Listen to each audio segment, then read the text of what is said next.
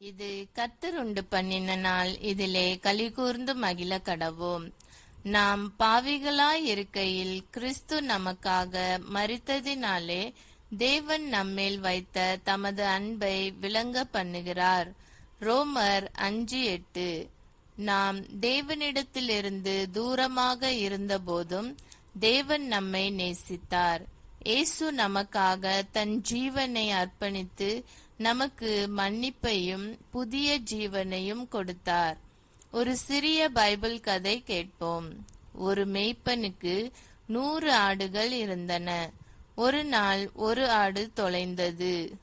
மேய்ப்பன் 99 ஆடுகளை விட்டுவிட்டு தொலைந்த ஒரு ஆட்டை தேடி சென்றான். அவன் அதை கண்டபோது மிகவும் மகிழ்ச்சி அடைந்தான். அதை தன் தோளின் மேல் தூக்கி வீட்டிற்கு கொண்டு வந்தான்.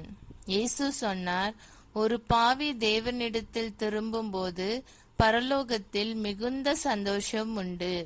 நாமும் அந்த தொலைந்த ஆட்டை போல பாவத்தினால் தேவனிடம் இருந்து தூரமானவர்கள். ஆனால் நல்ல மேய்ப்பனாகிய இயேசு நம்மை தேடி வந்து நம்மை மீட்டு தேவனிடத்தில் சேர்த்தார். நாம் எல்லோரும் ஜெபிப்போம்.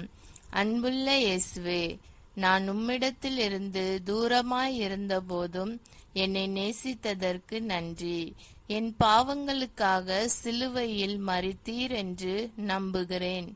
என் பாவங்களை மன்னித்து என் இருதயத்தில் வாசம் செய்யும். உம்மோடு நடக்க எனக்கு உதவி செய்யும். நீர் என் மேய்ப்பரும் மீட்பருமாய் இருக்கிறீர். இயேசுவின் நாமத்தில் ஜெபிக்கிறேன். ஆமென்.